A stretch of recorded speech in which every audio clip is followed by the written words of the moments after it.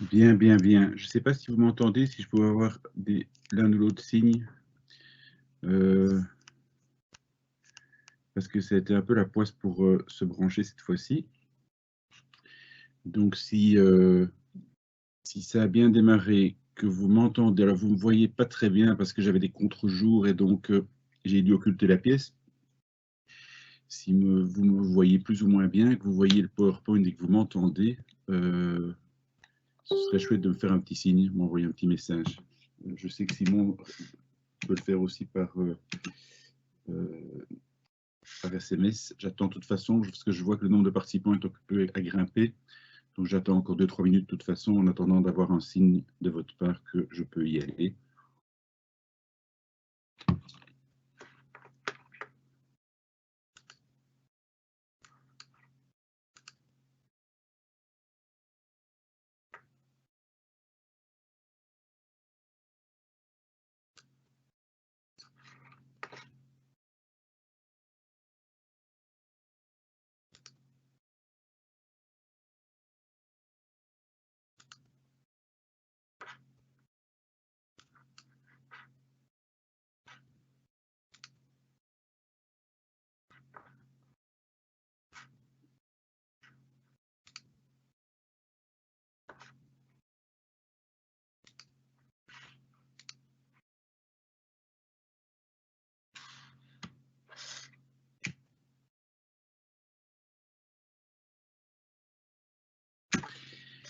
C'est parfait. Alors, 2 minutes. Hein.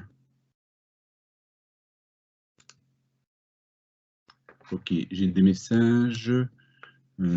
Parfait, mais ça va. On va pouvoir commencer. Je ne sais pas ce qui s'est passé, mais le premier event a foiré. C'est peut-être moi qui fais une fausse manœuvre. Merci à Simon pour le message et quelqu'un d'autre qui m'a écrit, c'est gentil de votre part.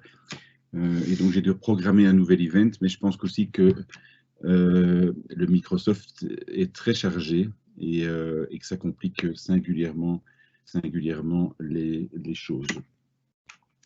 Alors, vous inquiétez pas si je regarde de temps en temps mon GSM, mais sans vouloir dévoiler ma vie privée, j'ai une de mes deux grandes filles faisait son stage au Sénégal, un stage d'institutrice, et qui a dû être rapatriée de toute urgence, et qui est là bloquée à l'aéroport de Dakar. Et les frontières sont fermées.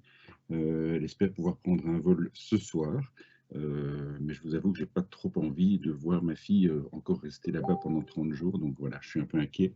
Je reçois des nouvelles régulièrement. En principe, elle a un avion dans la soirée et sera là demain matin. Voilà. Mais donc, vous comprenez que ça m'inquiète un tout petit peu. Voilà, même s'il n'y a rien de dramatique, évidemment, hein, mais voilà, on doit tous faire face à ce genre d'imprévu. Bien, alors, on va continuer le cours d'hier, et j'en étais hier à la question des enquêtes parlementaires, et je voudrais, je ne sais plus où j'en étais arrivé exactement, on n'a pas du tout entamé la question des enquêtes parlementaires. Alors, c'est une question très importante, l'enquête parlementaire. L'enquête parlementaire, c'est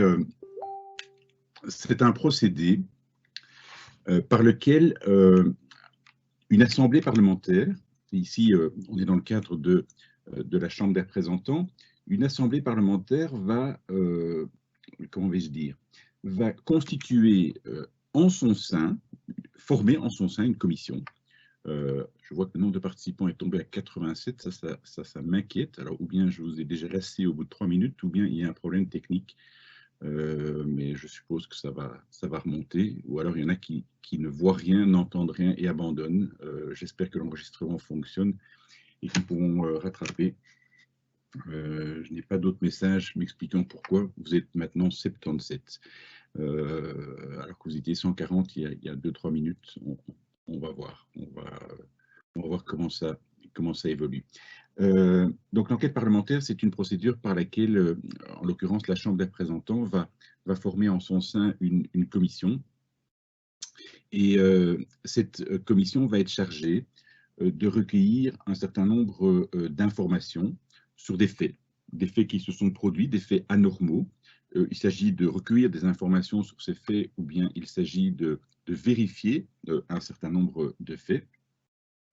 Et pourquoi s'informer, pourquoi recueillir des faits? Parce que ces faits sont de nature à intéresser l'Assemblée parlementaire dans le cadre de ses fonctions. Et les deux grandes fonctions de la Chambre des représentants, c'est d'une part de voter des lois, bien sûr, de légiférer. Et donc ces informations, elles peuvent être utiles à cette fin-là, pour pouvoir mieux légiférer et éviter que les faits qui se sont produits puissent à nouveau se produire. Mais la Chambre des représentants a une autre fonction, et c'est une fonction de contrôle politique du gouvernement. Et donc, si des faits anormaux se sont déroulés, des faits qui sont liés bien sûr aux responsabilités du gouvernement, de l'exécutif, si donc il y a eu des dysfonctionnements qui sont imputables au gouvernement, qui sont imputables à un ministre, qui sont imputables à l'administration fédérale, qui dépendent directement des ministres, eh bien, l'enquête va pouvoir éventuellement dégager des responsabilités. Responsabilités imputables à un ministre ou responsabilités imputables au gouvernement. Je vous donne immédiatement un exemple. Je reviens tout à l'heure, je vous donnerai d'autres exemples de commissions d'enquête parlementaire, mais je vous donne immédiatement un premier exemple. C'est la commission sur l'affaire Dutroux. Je ne vais pas revenir sur l'affaire Dutroux, cette affaire macabre que vous connaissez. Dans le cas à la suite de l'affaire Dutroux, il y a eu une commission d'enquête parlementaire qui a été mise sur pied, une commission d'enquête parlementaire qui a été mise sur pied au sein de la Chambre des représentants, et cette commission était chargée de constater, de vérifier qu'il y avait eu ou qu'il n'y avait pas eu un certain nombre de dysfonctionnements qui avaient pu conduire à cet événement dramatique, à ces événements dramatiques révélés par l'affaire Dutroux. Des dysfonctionnements dans la justice, des dysfonctionnements dans le chef de la police, des dysfonctionnements dans le chef du ministère public, etc., etc. Et la commission Dutroux a donc remis un rapport avec toute une série de recommandations en termes de responsabilité, mais aussi de recommandations en termes de réforme législative, pour le dire comme cela. Alors, ça, c'était la première. Alors, je précise, pour être tout à fait précis et détaillé, je précise que il ne s'agit évidemment pas, et c'est vraiment important que vous vous rendiez compte de cela, pour une commission d'enquête parlementaire, il ne s'agit pas du tout de faire une enquête judiciaire. C'est une enquête parlementaire, ce n'est pas une enquête judiciaire.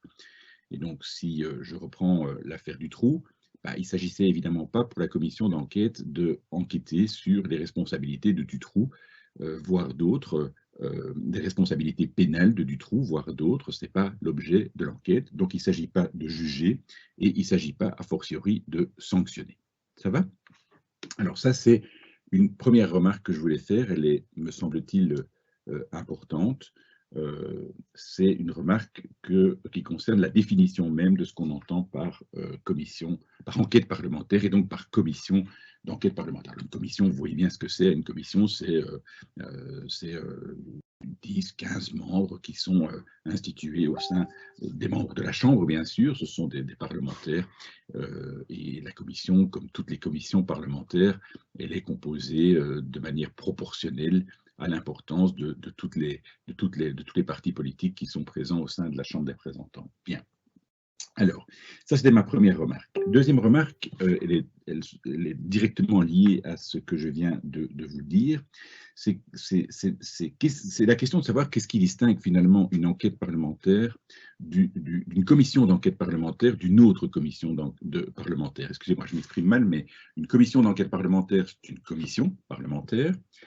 Qu'est-ce qui distingue la commission d'enquête de toutes les autres commissions parlementaires? Alors, il y a une chose qui la distingue très, très fort, au-delà du fait que sa mission est évidemment spécifique, puisqu'il s'agit de mener une enquête parlementaire, mais il y a une chose, en tout cas, qui, dans le prolongement de cela, est très important, c'est que la commission d'enquête parlementaire, elle peut recourir à toutes les mesures d'instruction qui sont prévues par le Code d'instruction criminelle, et qui sont donc des mesures qui, généralement, appartiennent au juge d'instruction. Toutes ces mesures auxquelles le juge d'instruction peut recourir, ces mesures d'instruction, je le dis bien, eh bien, la commission d'enquête parlementaire peut y recourir. Et donc, vous voyez que si et ce que je vais vous dire maintenant est vraiment tout à fait essentiel, si les finalités d'une enquête parlementaire et d'une enquête judiciaire sont différentes, l'enquête parlementaire vise à recueillir un certain nombre d'informations utiles pour mieux légiférer ou utiles pour le contrôle politique, l'enquête judiciaire vise à établir ou pas la culpabilité de telle ou de telle personne, donc les finalités sont différentes, mais on voit qu'il y a un parallélisme des formes, un parallélisme des procédés, puisque dans les deux cas, il est possible de recourir aux mesures d'instruction prévues par le Code d'instruction criminelle. Je pense à délivrer un mandat d'amener pour un interrogatoire, je pense à un mandat de perquisition, je pense à une saisie de biens, etc. etc. Tout cela, vous le savez bien, c'est prévu par le Code d'instruction criminelle. Ce sont des mesures que vous étudiez avec Marie-Aude Bernard dans le cadre du cours de procédure pénale. Il ne s'agit pas du mandat d'arrêt, évidemment. Hein. J'ai parlé de mesures d'instruction. Le juge d'instruction peut bien sûr délivrer un mandat d'arrêt, mais ça, ce n'est pas possible, évidemment, pour une commission d'enquête parlementaire, puisque, je vous l'ai dit, elle n'est pas là pour juger. Ça va? C'était ma deuxième remarque, elle est évidemment tout à fait importante. Alors, troisième remarque, c'est la question de la base juridique. Alors, on l'a un tout petit peu vu déjà hier. Vous le voyez, il y a dans la Constitution un article 56, alinéa 1er, qui a été modifié en 2014. Aujourd'hui, c'est la Chambre et uniquement elle qui jouit de ce pouvoir d'enquête parlementaire. L'article 56 ne dit pas grand-chose, il dit juste ça, hein, il dit que la Chambre a le pouvoir d'enquêter. Et c'est donc une loi qui, dans le prolongement de l'article 56, est venue préciser les choses, loi de 1880, modifiée en 96 et modifiée en 2014, dans le cadre de la 6e réforme de l'État. La modification de 2014 visait à adapter les choses par rapport au fait que le Sénat n'est plus compétent aujourd'hui pour des enquêtes parlementaires. C'est donc surtout la modification de 96 qui est vraiment très, très importante. Alors, il y a bien sûr aussi dans le règlement de la Chambre des dispositions qui viennent encore préciser ce qui n'est pas dans la loi, mais je ne vous demande pas, je les ai cités dans le syllabus, articles 145 à 148 du règlement de la Chambre, mais je ne vous demande pas d'étudier cela. Par contre, la loi, vous devez bien la connaître, ça c'est clair, elle n'est pas très longue, il y a 13 ou 14 articles, je ne sais plus exactement, mais ce n'est pas une loi très longue, mais toutes les dispositions sont vraiment très, très, très importantes. Bien. Toujours sur la question de la base juridique, j'attire votre attention sur l'article 2 de la loi qui prévoit que, en réalité, la Chambre peut exercer elle-même l'enquête parlementaire ou elle le fait par le biais d'une commission qui est constituée en son sein. Il est évident qu'en règle générale, c'est évidemment une commission qui est instituée. On ne peut pas mener une enquête parlementaire lorsqu'on est 150. C'est évidemment totalement impossible. On ne peut le faire que dans le cadre d'une commission, mais la loi ouvre la porte à cette possibilité. Et je précise aussi, et ce n'est pas anodin, que la décision de créer une commission d'enquête parlementaire, cette décision, elle est prise sous la forme d'une résolution et pas sous la forme d'une loi. Pourquoi pas sous la forme d'une loi? Parce que dans la mesure où c'est un procédé qui vise à contrôler le gouvernement, notamment, c'est aussi un procédé qui vise à mieux légiférer, je vous l'ai dit, mais c'est un procédé qui, c'est pour ça qu'on le voit maintenant d'ailleurs, dans ce cours, on le voit dans le cadre de la responsabilité politique, hein, donc c'est aussi un procédé qui vise à contrôler le gouvernement. Une loi, c'est pas possible, parce qu'une loi, elle est adoptée par le Parlement, mais aussi par l'exécutif. Et donc l'exécutif n'a pas son mot à dire dans la création d'une commission d'enquête. L'article 56 est très clair, le pouvoir d'enquêter. L'article 56 dit très clairement ceci, la phrase est même dans votre syllabus, la Chambre des représentants a le droit d'enquête. La Chambre des représentants, et uniquement la Chambre des représentants, l'exécutif n'a pas à intervenir dans la création d'une commission d'enquête. Alors, hier j'avais 2 écrans devant moi, c'était plus facile, ici je n'en ai qu'un, mais on va quand même se débrouiller. Je vais arriver à cela tout de suite. Vous avez ici, par exemple, vous avez sous les yeux ici un rapport qui a été fait dans le cadre d'une commission d'enquête parlementaire. C'est une affaire qui remonte à 1997. Un certain nombre de militaires belges qui avaient été envoyés au Rwanda de par, si mes souvenirs sont bons, l'Organisation des Nations Unies, ont été massacrés, on peut le dire comme cela, au Rwanda. Et donc, une commission d'enquête a été instituée pour voir quelles étaient les responsabilités qui pouvaient être dégagées dans le chef de certains responsables en Belgique. Vous voyez comment ça se passe. Eh bien, quand la commission a fini son travail, elle rédige un rapport comme celui-là. Bien. C'était ma troisième remarque. La quatrième remarque que je voulais faire, elle concerne le fonctionnement des commissions d'enquête parlementaire. Alors, il y a ici deux questions sur le fonctionnement qui sont intéressantes, si je puis dire. Je les pose dans le syllabus sans d'ailleurs y répondre. La première question, c'est la question de savoir si les travaux d'une commission d'enquête parlementaire sont publics. Alors, je vous renvoie ici à l'article 3, alinéa 3 de la loi. L'article 3, alinéa 3 de la loi nous dit qu'elles sont effectivement publiques, mais la commission peut à tout moment décider du contraire, c'est-à-dire instaurer le huis clos, soit pour une réunion de commission, soit pour une partie de réunion. J'espère que tout va toujours bien. Je ne vois pas de message. Simon ne crie pas au secours. Donc, je poursuis tant que vous considérez que tout va bien. Et sur le fonctionnement, il y a une deuxième question qui est importante parce qu'elle a soulevé pas mal de polémiques. C'est la question du secret professionnel des membres de la commission. Et là, je vous renvoie à l'article 3, alinéa 4 de la loi qui prévoit que lorsque une réunion de la commission n'est pas publique, eh bien, les membres qui assistent à cette réunion sont évidemment et assez logiquement tenus au secret professionnel, toute violation de ce secret étant sanctionnée par le règlement de la Chambre des représentants. Et effectivement, je ne vous demande pas d'aller voir cela, mais dans le règlement de la Chambre, il y a des dispositions qui prévoient des sanctions. Ça, c'était pour le fonctionnement. J'en arrive alors à ma cinquième remarque, c'est peut-être sans doute la plus importante. Elle concerne, ma cinquième question concerne, donc je résume, la première question c'était qu'est-ce qu'une enquête parlementaire? Deuxième question, qu'est-ce qui distingue une commission d'enquête parlementaire des autres commissions parlementaires? Troisième question, la question de la base juridique, constitution et loi. Quatrième question, la question du fonctionnement de la commission d'enquête parlementaire. Et enfin, cinquième question, c'est la question des pouvoirs de la commission d'enquête parlementaire. Alors, sur les pouvoirs, je voudrais formuler, sur cette cinquième question, je voudrais formuler 4 observations qui sont, me semble-t-il, très importantes. Je reçois un message, je regarde si...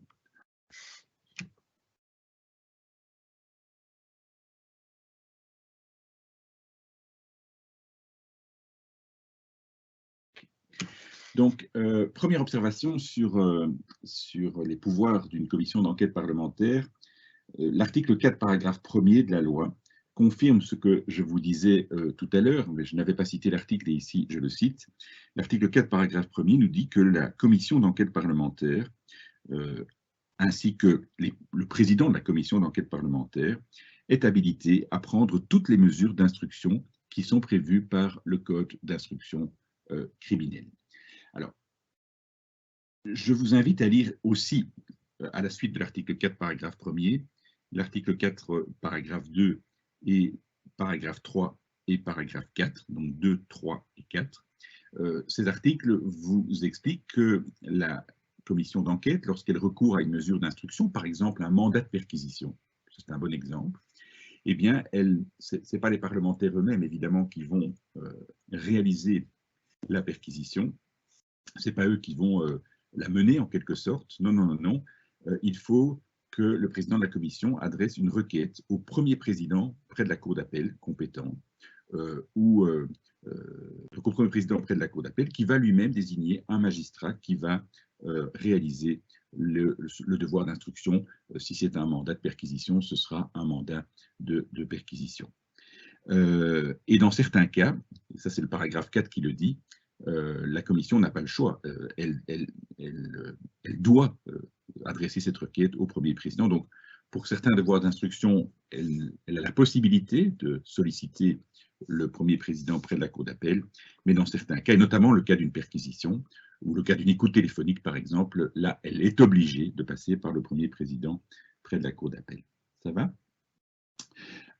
Toujours dans le cas de cette première observation, il est évident que dans cette logique, lorsque quelqu'un est convoqué pour être auditionné par une commission d'enquête parlementaire, eh bien, cette personne est placée dans une situation qui est exactement la même que la situation d'un témoin devant une juridiction pénale. Et donc, ça veut dire que, et l'article 8, alinéa 9 de la loi le dit, 8, alinéa 9, ça veut dire que quand vous êtes convoqué, ben, vous devez y aller.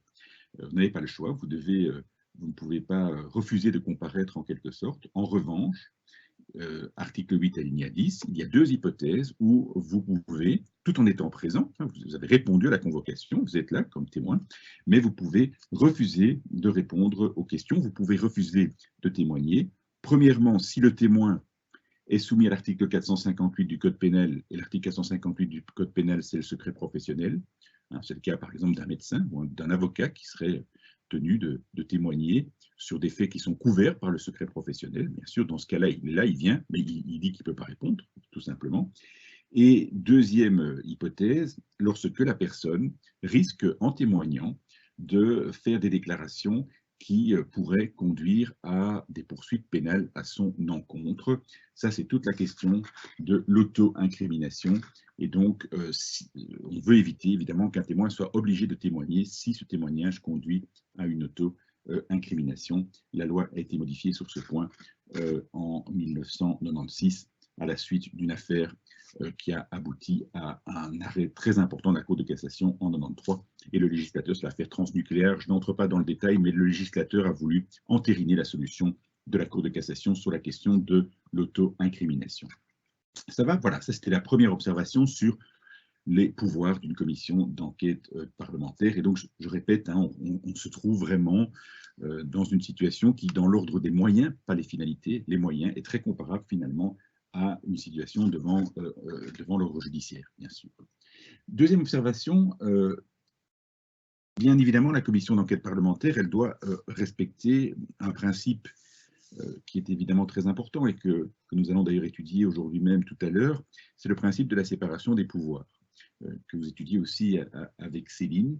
Ça veut dire que la commission ne peut évidemment pas s'arroger, s'attribuer des pouvoirs qui ne sont pas reconnus à l'Assemblée elle-même. Et donc, en termes notamment de responsabilité politique, la commission d'enquête parlementaire, elle peut dégager la responsabilité de ministre, de responsabilité de secrétaire d'État, la responsabilité de l'ensemble du gouvernement. Elle peut dénoncer un certain nombre de dysfonctionnements dans le chef de l'administration, parce que l'administration, elle est sous le pouvoir hiérarchique du ministre ou des ministres. Ça, elle peut évidemment faire, mais elle ne peut évidemment pas mettre en cause la responsabilité d'un magistrat de l'ordre judiciaire. Tout simplement parce que les magistrats de l'ordre judiciaire ne sont pas responsables politiquement devant la Chambre des représentants. Ils ne sont pas membres de l'exécutif. Et s'agissant du ministère public, là aussi, la commission doit être très prudente. Elle peut bien sûr entendre des substituts du procureur du roi, elle peut entendre un procureur du roi, mais elle ne peut pas mettre directement en cause sa responsabilité. Elle peut, à travers lui, mettre en cause la responsabilité du ministre de la Justice ou de la ministre de la Justice, mais pas des membres du ministère public. Et si je vous dis cela, c'est parce que dans le cadre de la commission Dutroux, il y a eu de très sérieux dérapages, la commission Dutroux ayant mis en cause la responsabilité notamment du procureur du roi de Bruxelles en des termes extrêmement cinglants. J'avais à l'occasion de cette commission été amené d'ailleurs à rédiger un long article dans la Libre Belgique qui s'intitulait à l'époque « Les errances constitutionnelles de la commission Dutroux ». Oui, elle a commis beaucoup d'erreurs sur le plan constitutionnel et notamment sur la question des responsabilités. Je crois que je ne fais pas tourner les PowerPoint. Donc vous avez ici l'article 1er alinéa 2 de la loi de 1880. Ah oui, c'est là, ça je en viens après celui-là. Voilà, l'article 4, paragraphe 1er, ça c'est celui que j'avais évoqué avec vous à l'instant. Et l'article 4, paragraphe 5, je vais y arriver Je vais y arriver tout de suite, à l'instant même. Donc j'en étais à la deuxième observation, c'est le principe de la séparation des pouvoirs. Alors, troisième observation, et celle-là est vraiment tout à fait essentielle. Troisième observation qui va m'amener à... Excusez-moi, j'essaie de m'y retrouver.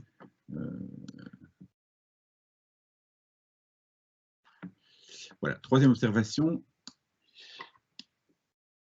Est-ce qu'une enquête parlementaire peut porter sur des faits qui font en même temps l'objet d'une enquête pénale, hein? Est-ce qu'on peut imaginer qu'un fait ou des faits fassent l'objet à la fois d'une enquête parlementaire et d'une enquête judiciaire, d'une enquête pénale? Une enquête parlementaire qui est aux mains de la commission d'enquête et une enquête judiciaire qui est aux mains du juge d'instruction. Alors la réponse est oui, inévitablement. La commission Dutroux, c'est un bon exemple. Parallèlement aux travaux de la commission Dutroux, il y avait évidemment une enquête judiciaire qui portait sur la responsabilité de Marc Dutroux et de ses co-auteurs ou complices. Si vous prenez une des dernières grandes commissions d'enquête parlementaire, qui est la commission attentats terroristes, qui a été instituée à la suite des attentats de Bruxelles, évidemment, parallèlement aux travaux de la commission d'enquête, il y avait aussi une enquête judiciaire. Donc, ça, il n'y a pas de souci. Et d'ailleurs, l'article 1er, alinéa 2 de la loi de 1880 que vous avez sous les yeux, dit très clairement, et je l'ai mis en vert, les enquêtes menées par la Chambre peuvent entrer en concours avec les enquêtes du pouvoir judiciaire. Elles peuvent entrer en concours, ça veut dire qu'elles peuvent se dérouler en même temps, soyons clairs, c'est ça que la loi veut dire. Mais attention, il y a deux limites, et je les ai mises en rouge dans le texte. Première limite, elles ne peuvent pas se substituer à celles du pouvoir judiciaire. Donc ça, c'est ce que je vous disais tout à l'heure, les finalités sont différentes. L'enquête parlementaire, ce n'est pas une enquête judiciaire. Et d'autre part, elles ne peuvent pas non plus, et ça c'est vraiment tout à fait essentiel, elles ne peuvent pas non plus entraver le déroulement de l'enquête judiciaire. Donc pas question pour les parlementaires de venir perturber l'enquête judiciaire. Et il y a une disposition, il y a des garanties dans la loi, il y a des règles dans la loi qui visent à permettre cela, à garantir cela, pas forcément le garantir, mais en tout cas à contribuer à cela. Et je cite notamment ici cette disposition, l'article 4, paragraphe 5.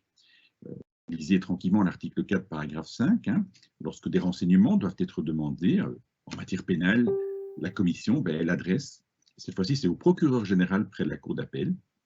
Alors, si c'est en matière militaire, ça peut être aussi l'auditeur général près de la cour militaire, mais disons que c'est surtout le procureur général près de la cour d'appel. Elle y adresse une demande pour se faire délivrer une copie des devoirs d'instruction, des actes de procédure. Donc, si la commission d'enquête parlementaire a besoin de pièces qui sont dans le dossier judiciaire, il faut que le président écrive au procureur général près de la cour d'appel en lui demandant de bien vouloir transmettre les pièces demandées.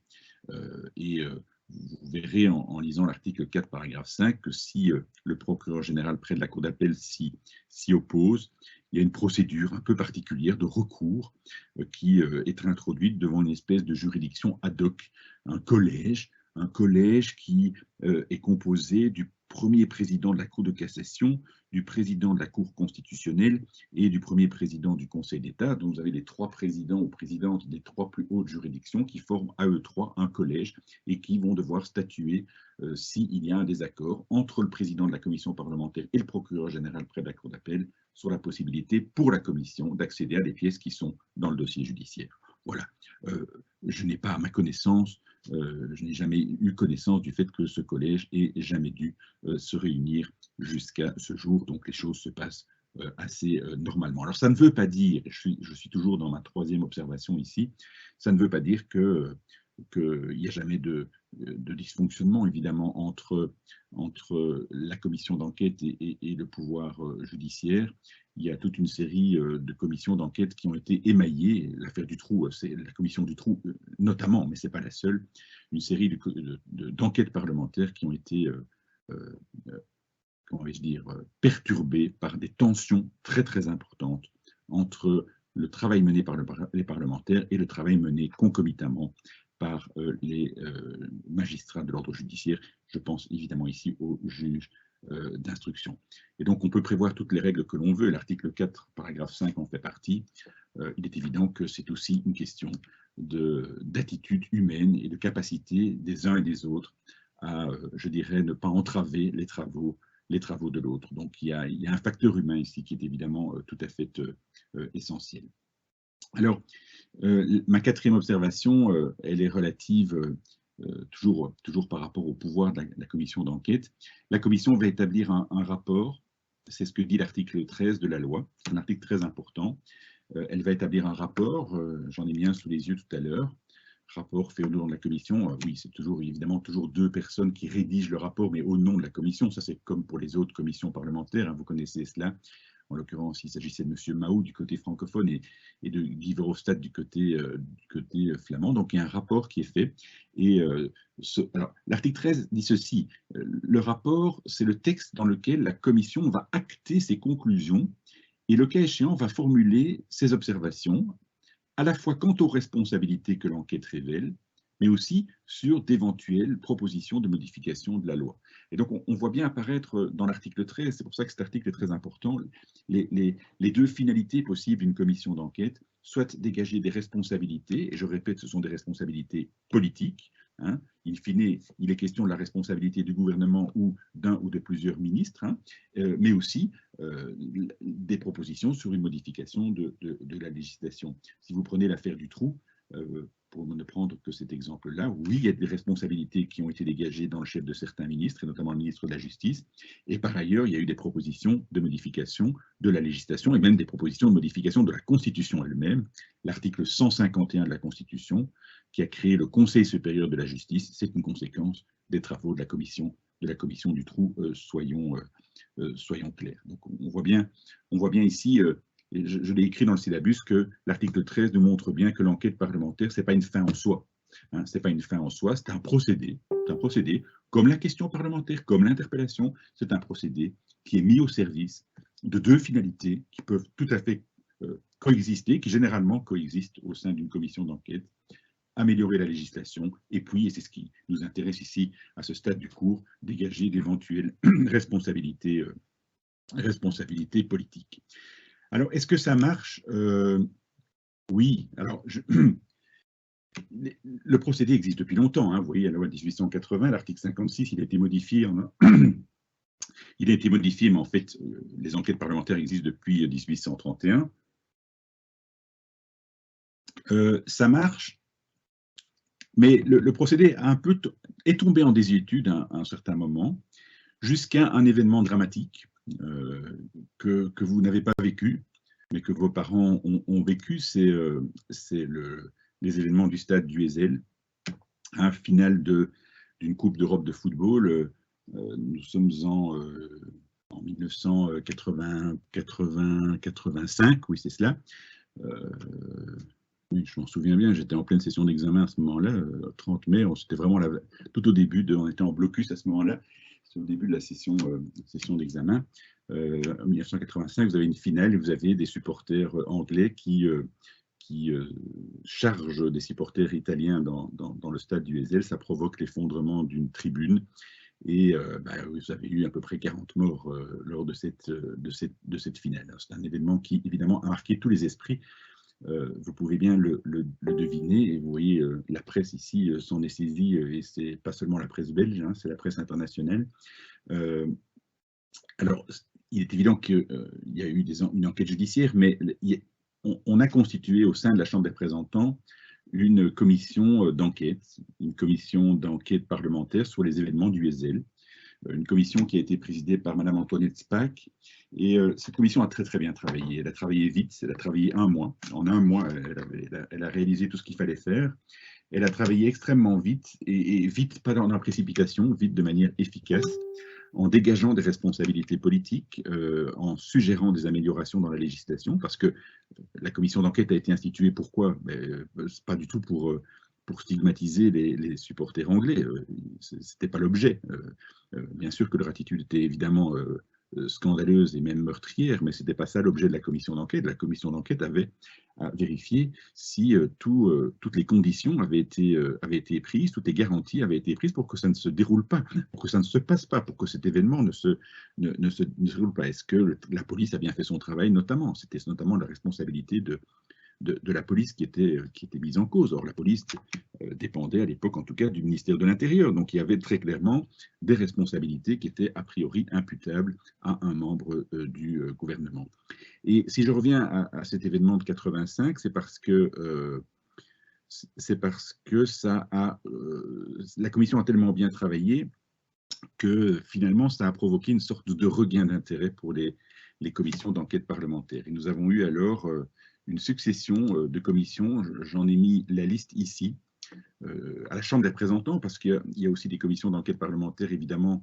Alors là-dedans, il y a des commissions qui se sont déroulées au Sénat. Il y a des commissions qui se sont déroulées au Sénat, il y a des commissions qui se sont déroulées à la Chambre, je n'ai pas à chaque fois indiqué. Mais aujourd'hui, en tout cas depuis 94, donc depuis 2004, pardon, donc les 4 dernières, là, c'est nécessairement des commissions Chambre des représentants, ça, il n'y a pas de doute là-dessus, mais vous voyez que ce sont des commissions qui sont toutes très différentes les unes des autres. La commission en 99, vous voyez la commission dioxine, c'était aussi une crise alimentaire à l'époque. Il y a eu la commission sur la faillite de la Sabena, qui a été très décevante dans ses conclusions. La crise financière a conduit aussi à une commission d'enquête dans l'affaire Fortis, la commission des attentats terroristes, évidemment, une commission qui a fait beaucoup de boulot, un travail intéressant, notamment sur l'amélioration de la législation. Et la photo que vous avez là, c'est une photo de la commission Dutroux, ce qui dans la commission Dutroux, en plus, toutes les séances de la commission Dutroux étaient retransmises à la télévision tous les soirs. Et cette publicité faite autour de la commission n'a pas conduit, ça il faut bien le dire, à une grande sérénité dans la tenue des débats, d'où en partie les dérapages que j'évoquais tout à l'heure. Voilà. Alors ça c'est autre chose. Je crois que vous en savez ainsi suffisamment sur les commissions d'enquête parlementaire. Vous en savez assez sur finalement les 3 procédés, questions parlementaires, interpellations parlementaires et enquête parlementaire, les 3 procédés qui sont utilisables par la Chambre des représentants pour contrôler politiquement le gouvernement. Le 3e procédé, je le répète une dernière fois, il vise aussi à... on va envoyer un message. Okay, non, ça va bien. Le 3e procédé, il vise aussi à...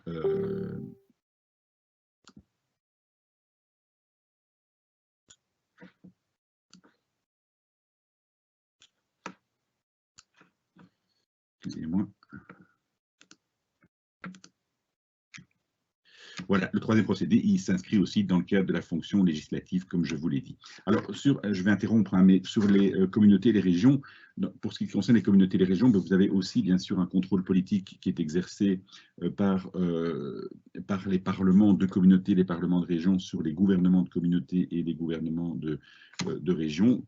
Vous avez, dans la loi spéciale de réformes institutionnelles, une disposition qui prévoit à l'article 70 que les gouvernements sont responsables devant les parlements, et vous verrez qu'il y a aussi dans la loi de réforme institutionnelle, où on retrouve les mêmes procédés, la question parlementaire, l'interpellation parlementaire et aussi l'enquête parlementaire. L'article 40 de la loi spéciale nous dit que chaque parlement a le droit d'enquête, chaque parlement de communauté, chaque parlement de région, et je cite à titre d'exemple la commission qui a été instituée au sein du parlement de la région Wallonne, qui était chargée d'examiner les dysfonctionnements au sein du groupe Publifin, vous dites cela comme vous voulez. C'est un bel exemple de commission d'enquête parlementaire instituée au sein du Parlement de la région Wallonne. Alors, avec cela, je clôt ainsi le chapitre très important sur les fonctions. Nous allons alors, après l'interruption, commencer le chapitre sur les pouvoirs. C'est un chapitre relativement court. Et puis nous passerons au chapitre sur les collectivités politiques et les institutions, qui, lui, est en revanche un chapitre beaucoup plus long. Je propose qu'on se donne, il est 44, on se donne jusque 50, ça vous va? Et je reprends vers 50. Voilà, bonne pause, à tout de suite.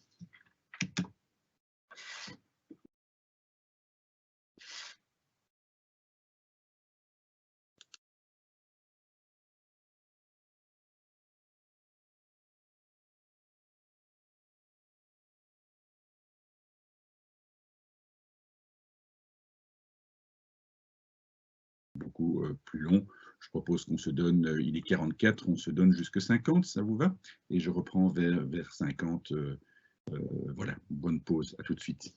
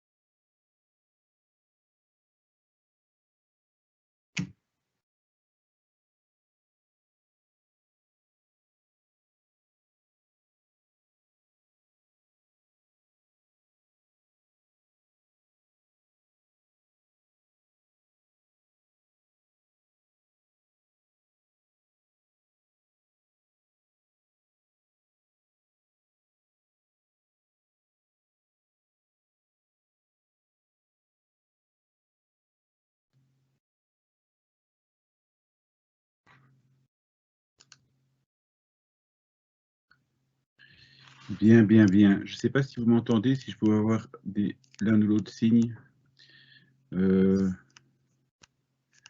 parce que c'était un peu la poisse pour se brancher.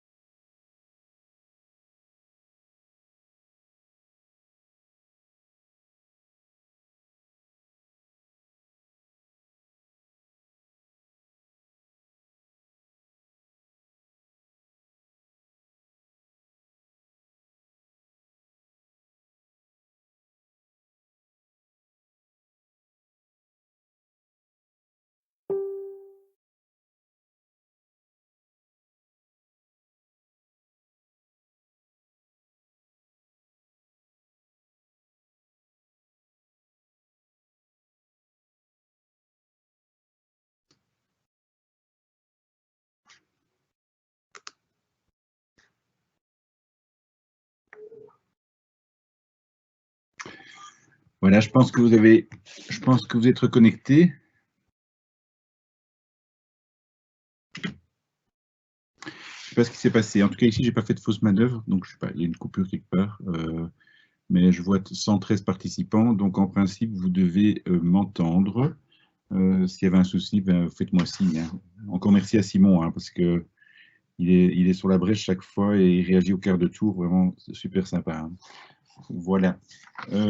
Alors, on va aborder la question des pouvoirs constitutionnels, je vous l'ai dit.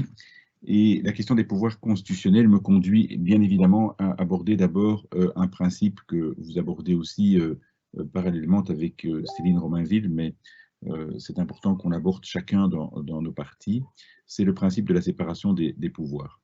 Alors, c'est un principe que vous avez déjà entendu, bien sûr.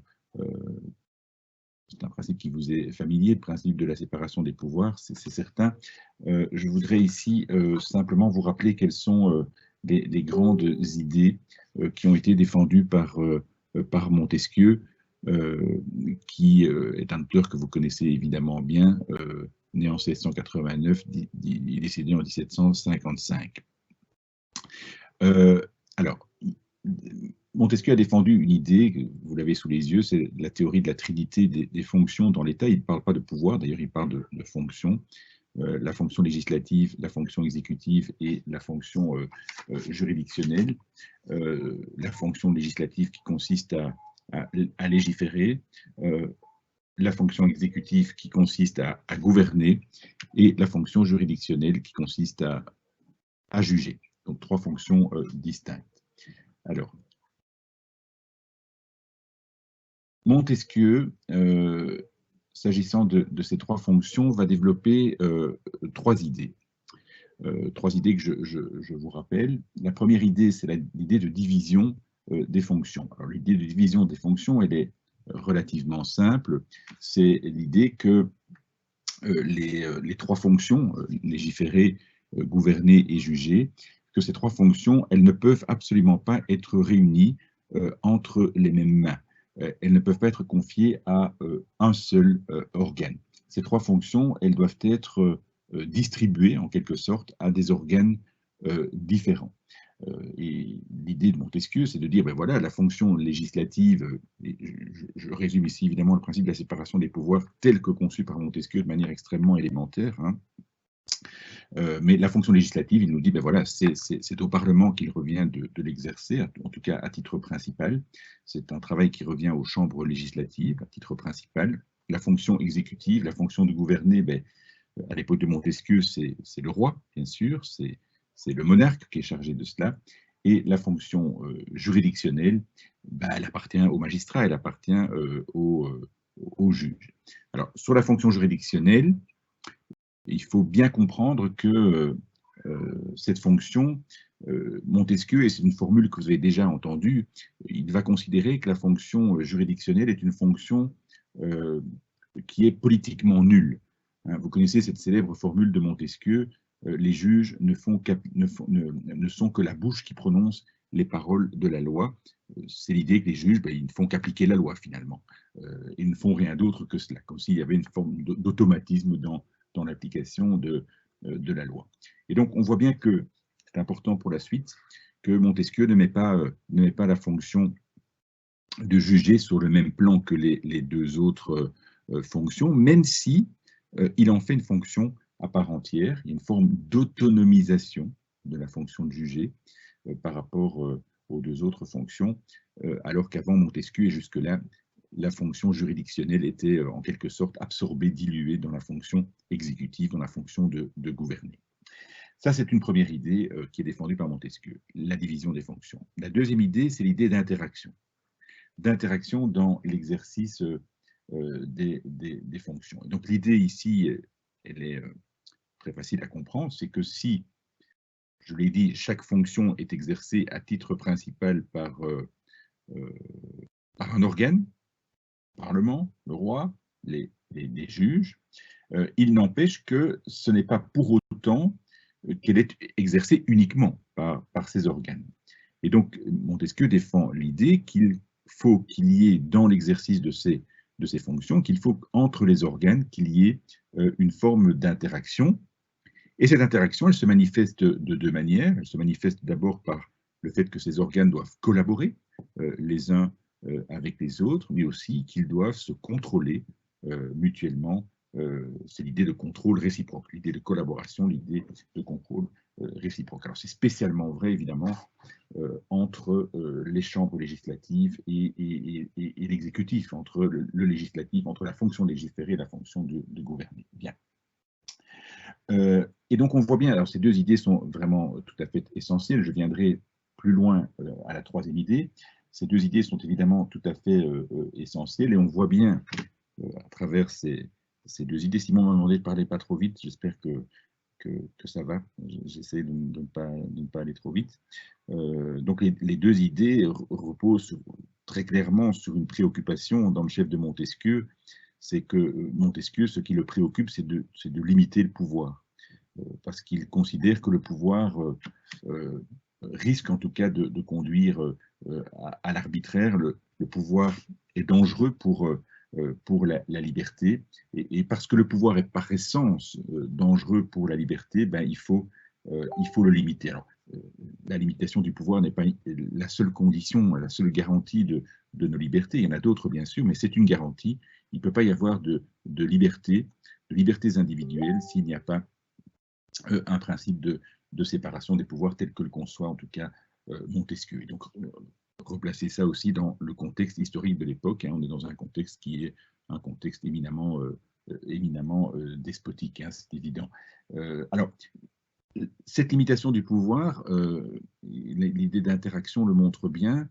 Cette idée de limitation du pouvoir, elle repose sur le fait que c'est le pouvoir lui-même qui doit limiter le pouvoir. Hein, Montesquieu dit le pouvoir arrête le pouvoir. Les pouvoirs se contrôlent mutuellement et donc ils s'arrêtent mutuellement, ils se limitent mutuellement. C'est l'idée de contrepoids entre les différents pouvoirs, entre les différents organes et donc dans l'exercice des différentes fonctions.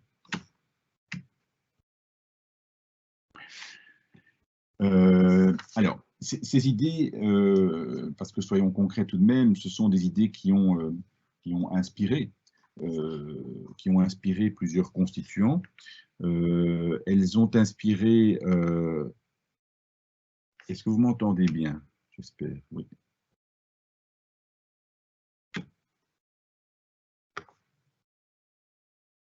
Simon, ça va? Ouais, ça a l'air. Juste un petit OK pour me dire si ça va. J'ai juste un petit doute, mais juste un petit OK pour me dire si c'est en ordre.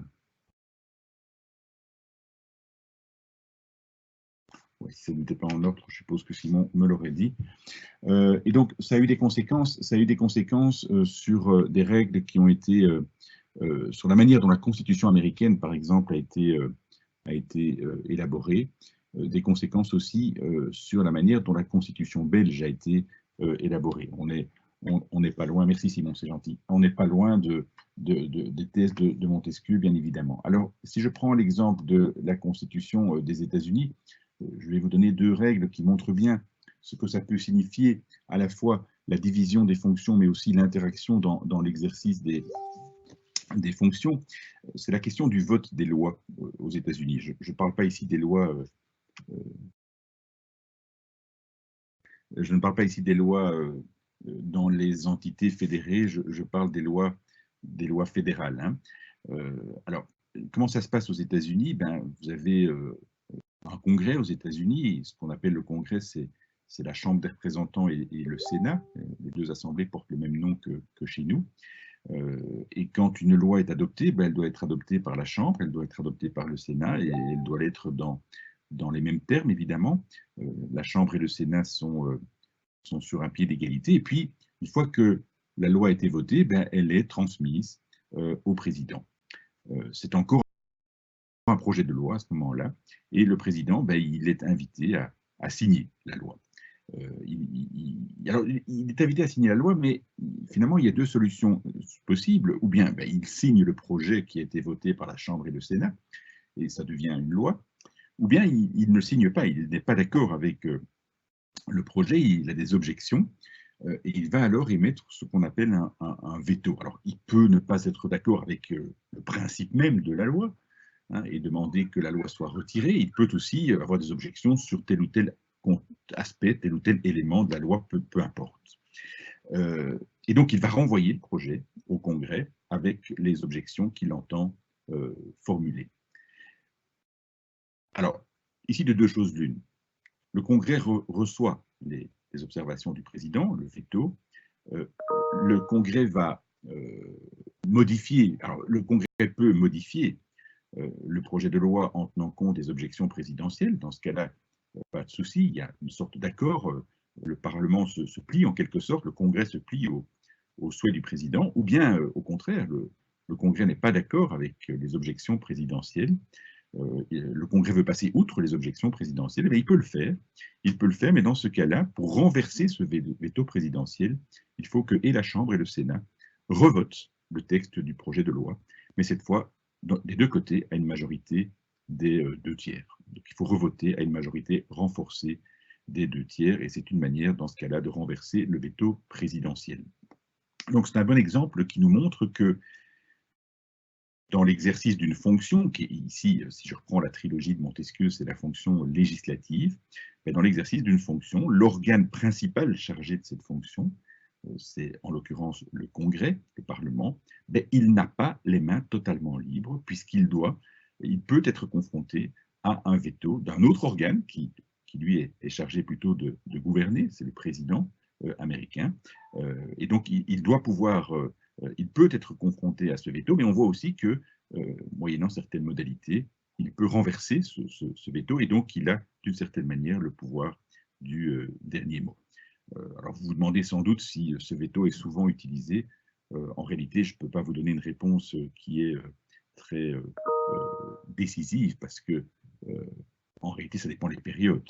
Et vous devinez évidemment bien que lorsque vous avez une Chambre des représentants aux États-Unis et un Sénat où la majorité, et à la Chambre et au Sénat, est du même bord politique que le président, le risque qu'il y ait des vétos est évidemment beaucoup moins important que s'il y a au contraire une discordance entre les majorités à la Chambre ou au Sénat, à la Chambre et au Sénat, et l'appartenance politique démocrate ou républicaine du président.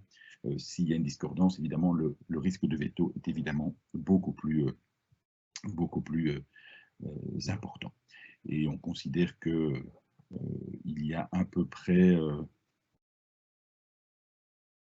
un veto sur 15, je crois qu'on peut dire ça comme ça, un veto sur 15 qui est renversé par le Congrès. Mais moi, les chiffres que j'ai sous les yeux montrent par exemple que sous Bill Clinton, il y avait très peu de vétos. Il y en a eu 25 en tout, c'est pas beaucoup. Par contre, à l'époque de Roosevelt, qui était une présidence très, comment vais-je dire, très mouvementée, pour le dire comme cela, il y a eu 635 vétos. Vous voyez qu'entre deux présidences, vous pouvez avoir des chiffres qui sont très, très différents. Et je vous donne un deuxième exemple, toujours dans la Constitution américaine, de cette interaction entre les fonctions. C'est la question de la Cour suprême. Je vous ai déjà dit cela, hein, il y a aux États-Unis, la plus haute juridiction, c'est la Cour suprême, qui est composée de 9 juges. Mais vous devez savoir que la nomination de ces 9 juges, elle appartient au président. C'est le président américain qui les nomme. C'est une prérogative qui se rattache à la fonction de gouverner. Hein. Vous nommez les juges, ça fait partie de la fonction exécutive, ça fait partie de la fonction de gouverner. Mais dans l'exercice de cette fonction, l'organe principal chargé de cette fonction de gouverner, le président, n'a pas les mains totalement libres. Il doit composer avec un éventuel veto, et en l'occurrence, c'est un veto du Sénat. Pourquoi? Parce que quand le président veut nommer un juge à la Cour suprême, il doit obtenir l'accord du Sénat, et le Sénat peut mettre son veto et s'opposer. Alors ici, là, le président n'a pas le pouvoir du dernier mot, parce que si le Sénat s'oppose, c'est terminé, le président doit choisir un autre candidat. Voilà pour la Constitution américaine. Je trouve que c'est deux exemples particulièrement intéressants. Si vous prenez maintenant la Constitution belge, alors vous constatez que dans la Constitution belge, on n'utilise pas le mot fonction, on utilise le mot pouvoir, mais il y a évidemment 3 articles qui sont particulièrement importants. Ce sont des articles que vous connaissez bien parce que vous les avez déjà lus. C'est l'article 36. L'article 36 qui dit que le pouvoir législatif aujourd'hui c'est le pouvoir législatif fédéral, eh bien, il s'exerce collectivement par le roi, la Chambre des représentants et le Sénat. Et donc on voit bien que dans l'exercice de la fonction législative, cette fonction appartient d'abord, bien sûr, à la Chambre et au Sénat, mais le roi intervient pour exercer la fonction législative. Il intervient en sanctionnant les projets qui ont été votés par la Chambre et le Sénat. C'est un peu la même chose qu'aux États-Unis, sauf que ici, pour des raisons que vous connaissez déjà et sur lesquelles nous reviendrons, le roi, lui, n'a pas de droit de veto. Il n'est pas question d'un veto de la part du roi, à la différence du président américain. Deuxième article important, c'est l'article 37. L'article 37 nous dit que le pouvoir exécutif, et dorénavant fédéral, appartient au roi, mais c'est le pouvoir exécutif tel qu'il est réglé par la Constitution. Et donc on voit ici que, alors tel qu'il est réglé par la Constitution, ça veut dire notamment qu'il faut mettre l'article 37 en lien avec l'article 106 de la Constitution. L'article 106, c'est un article que vous avez étudié l'année dernière, sur lequel je reviendrai, qui dit que lorsque le roi exerce le pouvoir exécutif, eh bien, il le fait avec ses ministres, et ce sont ces ministres qui sont politiquement responsables devant la Chambre des représentants. Donc on voit bien ici, le roi est investi du pouvoir exécutif, mais il ne peut pas exercer ce pouvoir exécutif seul, il le fait avec ses ministres, avec des ministres qui sont responsables devant la Chambre des représentants, devant des parlementaires. Et troisième article, c'est l'article 40. L'article 40 dit que le pouvoir judiciaire est exercé par les cours de tribunaux. Donc c'est un peu l'idée de Montesquieu. Hein. La fonction juridictionnelle, elle est accordée à des magistrats, à des juges.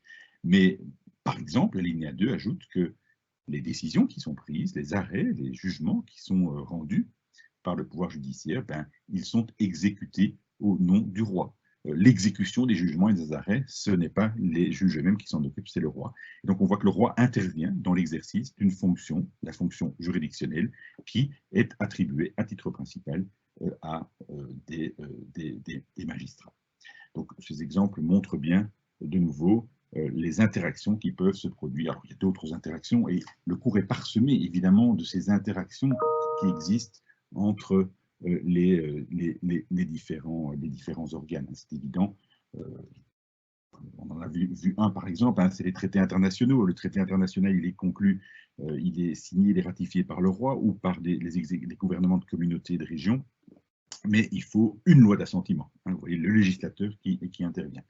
Et donc, tout le système constitutionnel belge est construit, comme aux États-Unis, sur l'idée de fonctions qui sont distribuées entre des organes, mais des organes qui, pour exercer ces fonctions, doivent collaborer les uns avec les autres et se contrôler mutuellement. Et donc, j'en reviens à cela, l'idée d'interaction.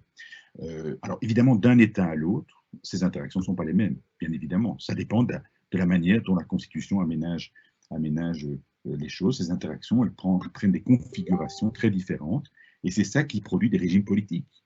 Un régime politique dans un État n'est pas le même que dans un autre État. En Belgique, nous avons un régime parlementaire. Aux États-Unis, nous avons un régime présidentiel. En France, on a un régime qu'on appelle semi-parlementaire ou semi-présidentiel.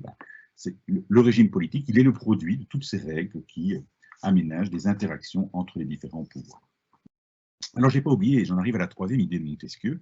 Je suis toujours sous la même image. Montesquieu a défendu cette idée que les trois fonctions n'ont pas le même poids, parce que pour lui, il y a une prééminence dans ces trois fonctions de la fonction législative. Pour lui, cette fonction est plus importante que les autres, pour plusieurs raisons. D'abord en raison de l'infériorité de la fonction juridictionnelle, mais aussi parce que Montesquieu véhicule cette idée qui sera aussi véhiculée par Jean-Jacques Rousseau, cette idée que si le législateur, si la fonction législative jouit d'une prééminence par rapport aux autres fonctions, mais c'est parce que la loi est l'expression de la volonté générale. Et dans la mesure où la loi est l'expression de la volonté générale, ce que dit d'ailleurs par exemple la Déclaration des droits de l'homme et du citoyen de 1789, la loi est l'expression de la volonté générale, dit la Déclaration, mais c'est l'idée que la loi ne peut, on a déjà évoqué cela ensemble, ne peut pas être mauvaise, puisqu'elle traduit nécessairement la volonté de la nation de la nation souveraine. C'est l'idée de la loi parfaite, en quelque sorte, de l'infaillibilité du législateur qui conduit Montesquieu, comme Rousseau d'ailleurs a considéré qu'il y a une prééminence de la fonction législative. Alors, voilà tout ce que nous a transmis, Montesquieu. Alors, est-ce que ces idées sont aujourd'hui encore valables? Alors, j'ai envie de dire oui et non, et Céline vous dira sans doute la même chose. Ce sont bien sûr des idées qui restent valables, et notamment parce qu'elles sont inscrites, traduites dans des règles qui figurent dans notre Constitution, mais il y a quand même beaucoup de choses qui ont évolué. Alors, je ferai ici plusieurs remarques qui montrent que les idées de Montesquieu ont quand même considérablement évolué. La première remarque, c'est que on ne peut plus aujourd'hui affirmer que les juges sont uniquement les bouches de la loi, que le juge est la bouche qui prononce les paroles de la loi. Vous avez déjà découvert dans vos études, et vous découvrirez au fur et à mesure de vos études, que le rôle du juge de 2020, il n'est pas le rôle du juge au XVIIIe ou au XIXe siècle. Les choses ont considérablement évolué parce qu'on a pris conscience de deux choses importantes s'agissant du juge. Je le dis de manière très simple ici, et c'est évidemment des sujets qu'on doit approfondir dans le cadre d'autres cours, et que vous approfondirez dans le cadre d'autres cours, mais première évolution, ben, on est d'accord pour dire que le juge aujourd'hui c'est un créateur. Hein, il ne se contente pas de prononcer les paroles de la loi parce qu'il crée. Et pourquoi est-ce qu'il crée? Vous l'avez vu cela, vous l'avez vu l'année dernière dans votre cours d'introduction au droit, mais parce que quand le juge applique des normes, et les juges, ça applique tous les jours des normes, ben, en appliquant ces normes, il les interprète. Et interpréter, c'est créer. Hein. Interpréter, c'est faire des choix. Et donc, il y a un apport créateur qui est évidemment très, très important dans le chef du juge. Alors, je pourrais vous donner cet exemple paradigmatique de l'article 1382 du Code civil, que vous connaissez bien pour l'avoir étudié avec Bernard, mais cet article 1382 a donné lieu à une jurisprudence considérable de la part du juge judiciaire. Ça montre bien qu'à partir de quelques mots, on peut créer du droit, et un droit qui est extrêmement précis, extrêmement fouillé. Donc, prise de conscience du rôle créateur du juge, mais prise de conscience aussi du rôle sociétal du juge. Alors, on pourrait faire des heures de cours là-dessus, rôle sociétal du juge, en ce sens que on s'est bien rendu compte que derrière les litiges juridiques, quels qu'ils soient, et ce n'est pas forcément des litiges devant la Cour constitutionnelle, ça peut être aussi un litige devant un tribunal de police, devant un juge de paix. Mais derrière les litiges, il y a des conflits de valeurs. Il y a des conflits de valeurs que les juges doivent trancher, et c'est évidemment pas nécessairement toujours très simple, parce que ces conflits de valeurs, ils montrent qu'il y a des choix de société. Et donc les juges sont amenés tous les jours, à la fois en appliquant le droit à créer du droit, mais en appliquant le droit et donc en l'interprétant, en le créant, ils sont amenés aussi à trancher des conflits de valeurs et à faire des choix de société. Et donc ça c'est évident que cette évolution fait qu'on ne peut plus aujourd'hui, je le répète, placer la fonction juridictionnelle en dessous des deux autres fonctions. Deuxième chose qui a évolué, c'est qu'aujourd'hui, on assiste très clairement à un déclin de la fonction législative, à un déclin de la loi, qui tient notamment au fait que qui tient à plusieurs choses, et je pourrais vous donner 2 heures de cours rien que sur cela, mais qui tient au fait que, d'abord au fait que dans le vote des lois aujourd'hui, mais ça c'est quelque chose que vous savez bien, mais dans le vote des lois aujourd'hui, qui exerce la part prépondérante, c'est pas le Parlement, c'est le gouvernement. Les lois, elles sont votées sur des projets, pas sur des propositions, en règle générale en tout cas. Et donc, c'est le gouvernement qui est à la manœuvre. C'est lui qui, cherchant à mettre en œuvre la politique gouvernementale, dépose des projets de loi, mais parfois d'ailleurs le Parlement sous pression pour que ça aille vite et que ce soit efficace. Et donc, il y a clairement une prépondérance du rôle du gouvernement dans le vote des lois.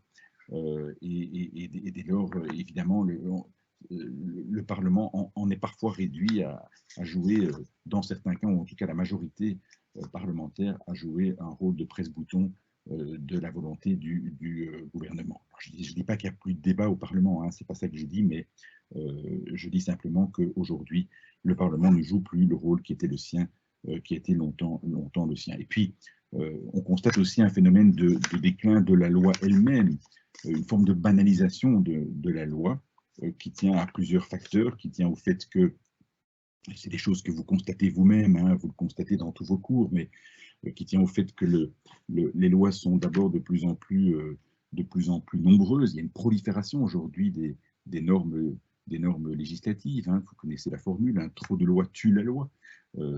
C'est exactement cela. Et si elles sont de plus en plus nombreuses, c'est parce que les domaines d'intervention du législateur sont aujourd'hui de plus en plus nombreux. Je veux dire par là que les aspects de la vie en société qui sont aujourd'hui pris en charge par le droit sont beaucoup plus nombreux que c'était le cas il y a un siècle, évidemment. Prenez l'exemple de l'environnement.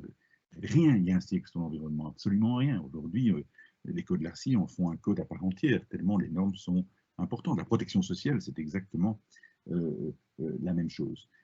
Alors, ce n'est pas une critique que je fais, je dis simplement que cette prolifération des normes législatives, des lois, au sens de normes ayant force de loi, conduit tout de même à une forme de banalisation de la loi. Les lois sont aussi de plus en plus volumineuses, de plus en plus détaillées, avec la conséquence qu'elles sont dès lors aussi de plus en plus éphémères. Il est arrivé que certaines lois disparaissent avant même d'être entrées en vigueur parce qu'elles étaient remplacées par une autre loi. Hein. Le Conseil d'État de France a utilisé un jour cette expression de loi jetable. Comme il y a des rasoirs jetables, il y aurait aujourd'hui des lois jetables tellement la durée de vie de ces lois est de plus en plus courte. Des lois qui sont aussi de plus en plus techniques et qui donc échappent aux compétences des parlementaires tellement elles sont techniques, des lois aussi qui parfois sont, tellement elles sont détaillées, sont de plus en plus illisibles. Donc on voit bien que quand on parle de prééminence de la fonction législative, on constate d'une part que dans l'exercice de cette fonction législative, il y a une forme d'effacement du rôle du Parlement en raison d'une prépondérance du rôle du gouvernement, et le fait aussi qu'il y a un déclin de la loi en tant que catégorie normative. La qualité de la loi n'est plus celle qu'elle était il y a plusieurs années. Et là, il y a une deuxième évolution, évidemment, dans par rapport à la manière dont Montesquieu envisageait le principe de la séparation des pouvoirs. J'ajoute, et ça Céline vous en parlera parce que c'est une question sur laquelle elle a elle-même déjà écrit, c'est que aujourd'hui il est difficile d'envisager la séparation des pouvoirs, et c'est un point de vue que je partage et que je défends moi aussi, mais il est difficile d'envisager la séparation des pouvoirs aujourd'hui uniquement en envisageant la relation entre le pouvoir législatif, le pouvoir exécutif et le pouvoir juridictionnel. La séparation des pouvoirs, c'est aussi aujourd'hui la séparation entre ce qu'on appelle le pouvoir constituant, celui qui a élaboré la Constitution, qui la révise aussi, et les pouvoirs constitués, le législatif, l'exécutif et le judiciaire. Donc là aussi, il y a une séparation. Le respect de la Constitution qui est garanti par la juridiction constitutionnelle, le respect de la Constitution par tous les pouvoirs, en ce compris le législatif, il repose sur cette idée d'une séparation entre pouvoir constituant et pouvoir constitué. Et puis les sociologues ajouteraient que tout cela c'est très bien, mais que envisager la séparation des pouvoirs comme cela, c'est aussi d'une certaine manière, comment vais-je dire, c'est mettre de côté, à côté de tous ces pouvoirs institutionnels, ces pouvoirs de droit, c'est mettre de côté complètement ce qu'on peut appeler les pouvoirs de fait. C'est le pouvoir économique, bien sûr, c'est aussi le pouvoir de la presse, par exemple, et donc le pouvoir des idées. Donc il y a évidemment, à côté de ces pouvoirs institutionnalisés, il y a évidemment d'autres formes de pouvoir qui doivent être pris en compte, mais là on sort évidemment du champ du droit constitutionnel au sens strict du terme. Alors voilà ce que je voulais vous rappeler. Il est évident que ce que je viens de vous dire sur la séparation des pouvoirs, et que vous compléterez avec ce que Céline vous dira, c'est évidemment on ne peut plus élémentaire. On pourrait faire 10 heures de cours sur la séparation des pouvoirs, mais vous devez vous rendre compte aussi que tout ce que nous allons encore voir dans le cours ne fait que illustrer toute une série de choses que je viens de vous dire sur la division des fonctions, sur l'interaction dans l'exercice des fonctions et sur la prééminence sur une fonction législative qui était conçue comme prééminente, mais qui l'est beaucoup moins aujourd'hui qu'elle ne l'était. Voilà. Est-ce que vous avez le courage de continuer? J'aurai 2 minutes, le temps de boire un coup, mais je propose 2 minutes parce qu'on a perdu beaucoup de temps et que je n'ai pas envie de courir. Hein, courage. Après ça, ah oui, vous avez encore cours avec Céline aujourd'hui. Pauvres étudiants, je vous plains, parce que, pas d'avoir Céline, hein, on s'entend, c'est très bien, mais je crois que vous avez aussi des longues journées devant vos ordinateurs. Bien. On interrompt 2-3 minutes et puis je reprends. On va se poser la question de savoir ces différents pouvoirs constitutionnels en Belgique, quelle est la légitimité de ces pouvoirs constitutionnels. Ça va? On fait un break de 3 minutes.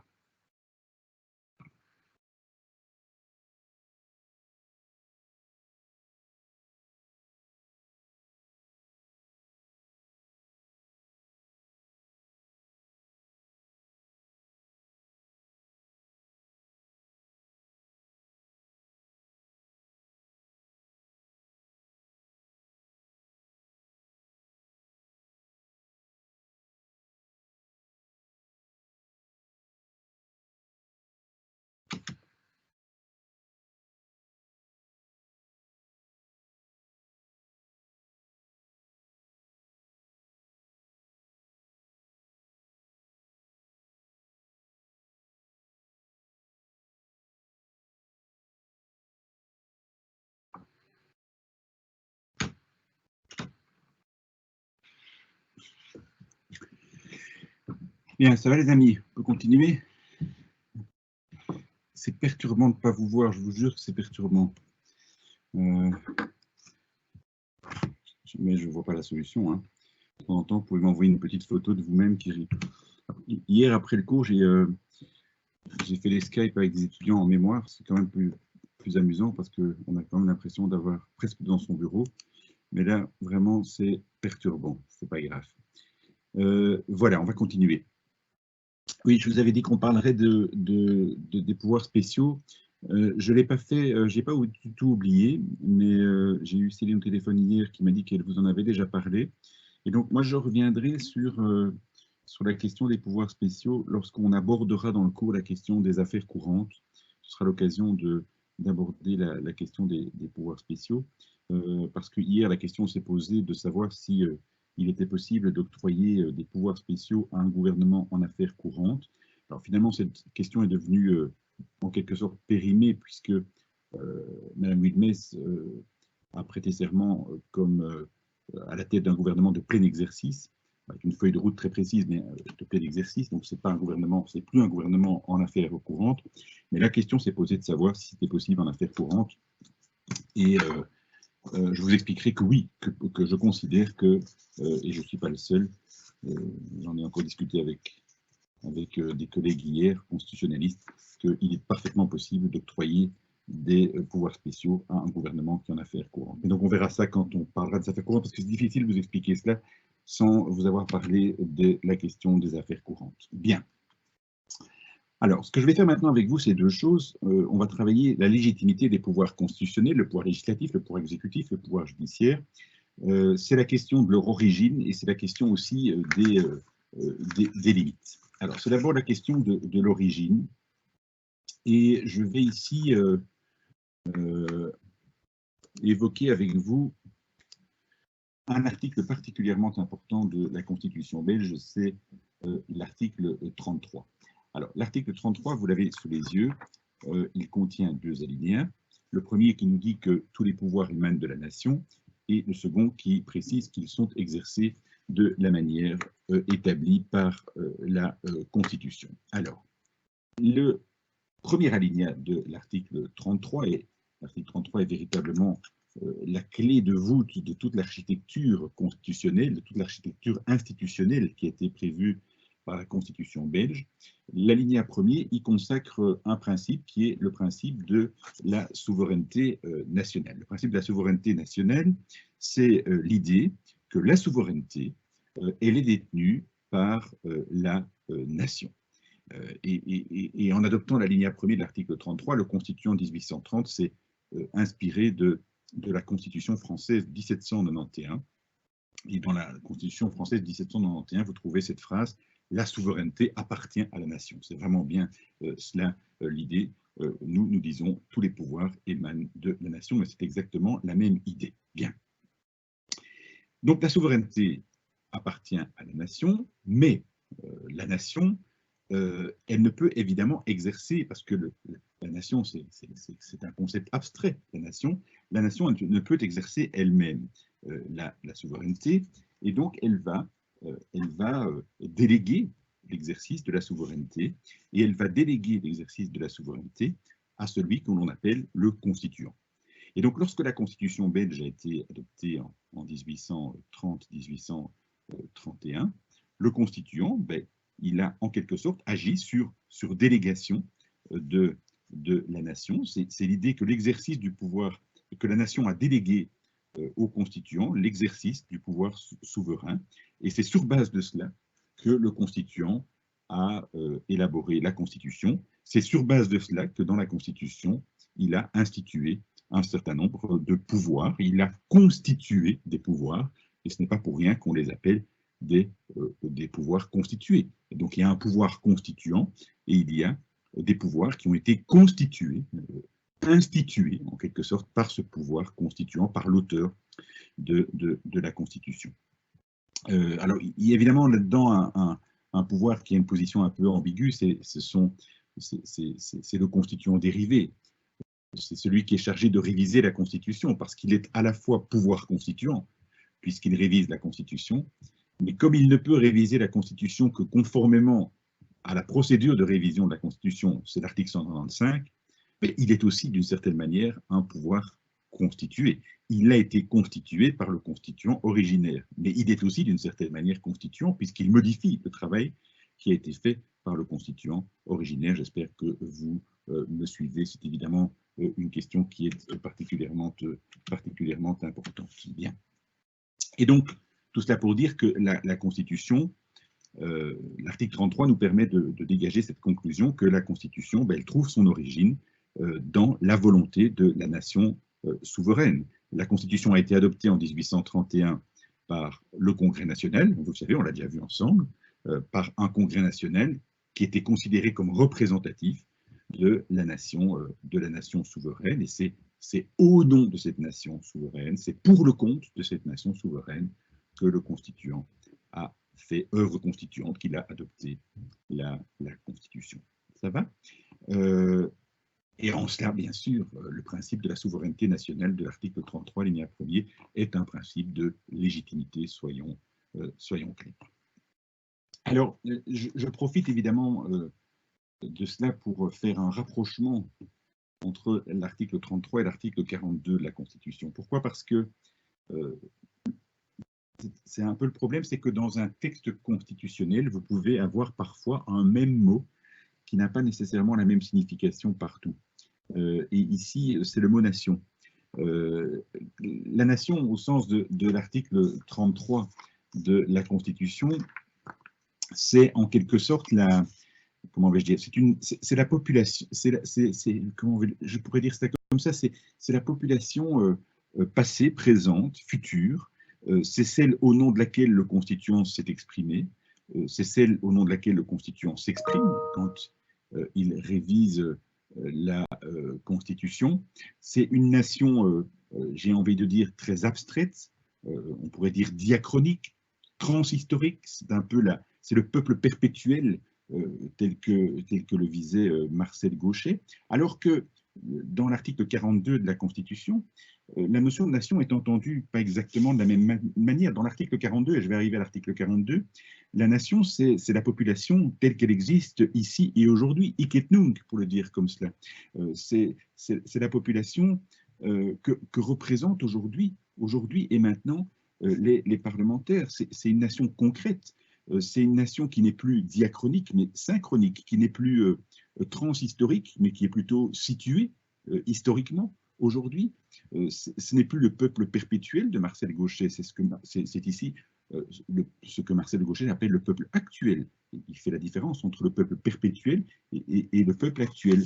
Et donc, la notion de nation, à l'article 42, n'a pas exactement le même sens qu'à l'article 33. Alors, l'article 42, ben, épuisons-le, hein, même si on aura l'occasion d'y revenir. L'article 42, il consacre le principe qu'on appelle le principe de la représentation nationale. Alors, je vais vous lire l'article 42, je ne l'ai pas reproduit, mais il est assez simple. L'article 42 nous dit que les membres des deux chambres, la Chambre et le Sénat, représentent la nation. Représentent la nation et pas uniquement ceux qui les ont élus. Et la nation ici est entendue au sens, je le répète, de la population telle qu'elle existe aujourd'hui dans la société belge. Alors, que signifie ce principe de la représentation nationale? Alors, c'est un principe qui est évidemment tout à fait important. Le principe de la représentation nationale, sur lequel je reviendrai brièvement, mais comme ça on l'aura déjà vu, c'est le moment de le faire, puisqu'on est aussi ici occupé à travailler sur le concept de nation. Le principe de la représentation nationale, c'est l'idée que, si vous prenez les membres de la Chambre des représentants, vous ne pouvez jamais dire qu'ils représentent uniquement celles et ceux qui les ont élus. Un membre de la Chambre ne peut pas dire cela. Il ne peut pas dire qu'ils représentent uniquement celles et ceux qui les ont élus. Bien sûr, si le membre de la Chambre ou la membre de la Chambre est présent et a été élu, c'est grâce à ceux qui lui ont apporté leur voix. On est bien d'accord là-dessus, mais il ne représente pas uniquement celles et ceux qui l'ont élu. Je vais même plus loin, il ne représente pas uniquement les électeurs et les électrices de sa circonscription électorale. Et allons même encore plus loin. Le membre de la Chambre, il ne représente pas uniquement les électeurs, l'ensemble des électeurs. Non, il représente la population. Et les électeurs, ce qu'on appelle le corps électoral et la population, ce n'est pas la même chose, parce qu'il y a dans la population toute une série de personnes qui ne font pas partie du corps électoral. Elles ne peuvent pas voter, elles n'ont pas le droit de vote, ne fût-ce que tous les jeunes qui n'ont pas 18 ans, ne fût-ce que pour certaines élections, notamment à la Chambre, les personnes qui n'ont pas la nationalité belge. Ils font partie de la population, mais ils ne sont pas électeurs. Et donc, à la Chambre des représentants, les membres de la Chambre, ils sont censés représenter tout le monde. C'est ça le principe de la représentation nationale.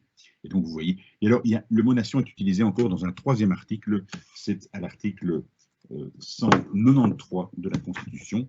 Et là, je dirais, c'est encore dans un troisième sens, parce que l'article 193 dit ceci: la nation belge adopte les couleurs rouge, jaune et noir, et pour arme du royaume, le lion belgique avec la légende, l'union fait la force. J'ai presque envie de dire que ici, le mot nation belge, on peut l'interpréter comme signifiant la nation abstraite de l'article 33, mais c'est peut-être plus simplement l'État qui a une devise, l'État qui a un drapeau.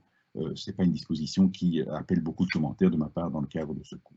Voilà la question de l'origine. Donc, la légitimité des pouvoirs constitutionnels, elle tient d'abord à leur origine. Et je le répète, l'origine de ces pouvoirs, ces pouvoirs ont été créés par le Congrès national, c'est clair, ils ont été constitués par le Congrès national. Le Congrès national a agi au nom de la nation souveraine. Ces pouvoirs trouvent leur légitimité dans la volonté de la nation souveraine. Alors, la légitimité de ces pouvoirs, elle tient aussi à la limite, au fait qu'ils ne peuvent pas fonctionner de manière illimitée. Les pouvoirs sont limités, et c'est un peu le sens de la seconde phrase de l'article 33. Tous les pouvoirs émanent de la nation, ils sont exercés de la manière établie par la Constitution. Alors,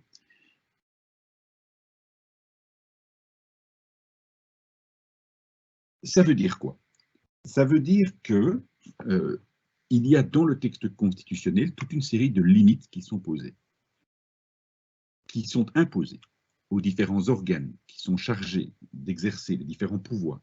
Ils ne peuvent pas les exercer de n'importe quelle manière. Il y a donc des limites très précises, des balises qui sont posées par la Constitution. Et ces balises, on en a déjà vu plusieurs dans le cadre du cours, et je vais bien sûr en voir encore d'autres. Mais ici, il y en a une que je voudrais aborder,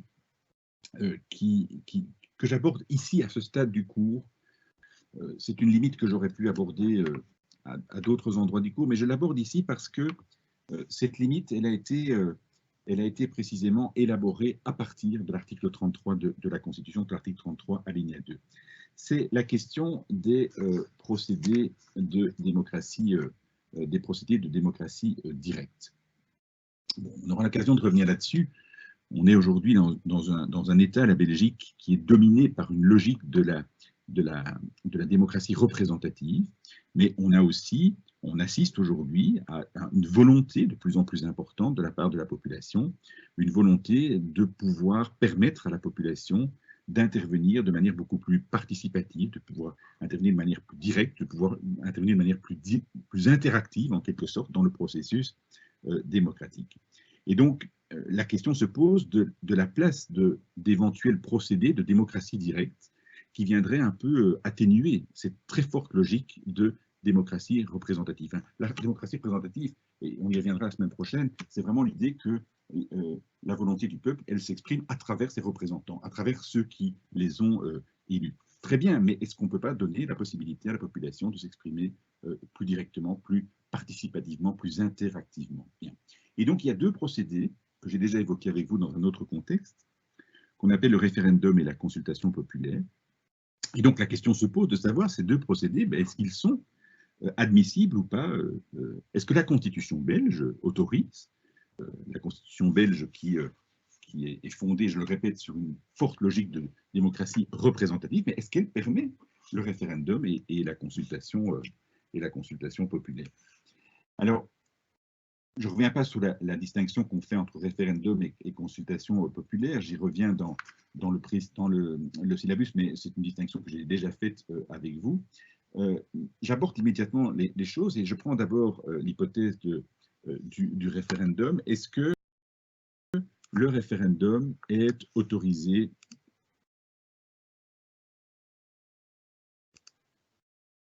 Est-ce que le référendum est autorisé en Belgique? Alors, la réponse est non. Non, parce que l'article 33 de la Constitution, et plus particulièrement la ligne 2, s'y oppose. Alors, vous allez me dire, l'article 33, il ne parle pas de référendum. Non, c'est vrai. Mais l'article 33 nous dit que c'est à la Constitution qu'il revient d'établir les conditions d'exercice des pouvoirs. Et s'agissant plus particulièrement du pouvoir normatif, le pouvoir constituant, le pouvoir législatif, le pouvoir réglementaire, tout ce qui est adoption de normes, c'est à la Constitution, dit l'article 33, qu'il revient d'élaborer la procédure d'élaboration des normes. Les pouvoirs sont exercés de la manière établie par la Constitution, mais c'est notamment les pouvoirs qui visent à adopter des normes constitutionnelles quand il s'agit de réviser, législatives ou réglementaires. Et c'est donc le constituant qui doit définir la procédure d'élaboration des normes. Et définir la procédure d'élaboration des normes, c'est évidemment d'abord dire qui est compétent pour les adopter, ces normes. C'est évidemment tout à fait essentiel. Et quand on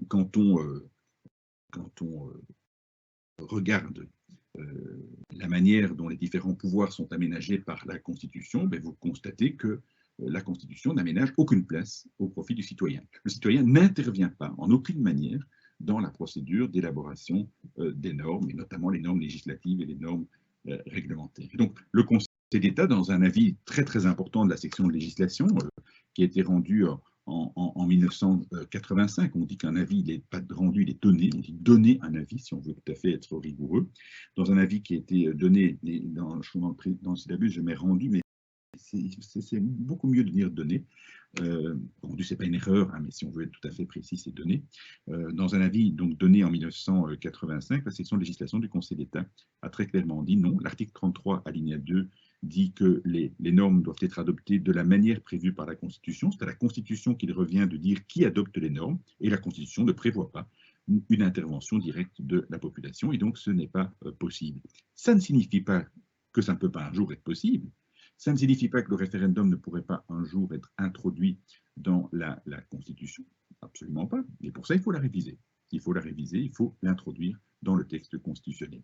Alors, je sais que certains pense évidemment à ce référendum qui a été organisé suite dans le cadre de la question royale, avec l'éventuel retour de Léopold III.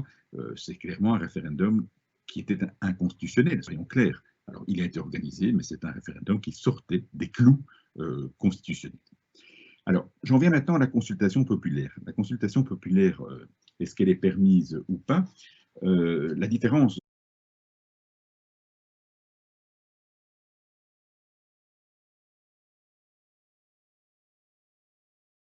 rappel entre référendum et consultation populaire, c'est que la consultation populaire, ce n'est pas un processus décisoire. La population ne décide pas, elle donne un avis. Après ça, est-ce que dès lors, parce que ce n'est pas un processus décisoire, est-ce qu'on peut considérer que la Constitution permet la consultation populaire? Bien. Alors, il y a deux obstacles. Il y a des obstacles constitutionnels, et je ferai à cet égard deux observations, tout en vous disant que ces obstacles constitutionnels ont été levés par des dispositions qui ont été introduites dans la Constitution pour trois types de consultations populaires. La consultation populaire communale, provinciale et régionale. Elles sont aujourd'hui permises, et j'aurai l'occasion de vous expliquer cela. Le Constituant aujourd'hui permet les consultations populaires à ces niveaux-là. Mais pour le reste, les consultations populaires, notamment fédérales par exemple, eh bien, elles sont considérées comme interdites par la Constitution pour, je dirais, deux raisons. Une première raison qui a été énoncée par le Conseil d'État lui-même dans ce fameux avis de 1985. Le Conseil d'État dit, oui, c'est vrai, je reçois un message. Quelqu'un qui m'a envoyé une photo, vous êtes mignon.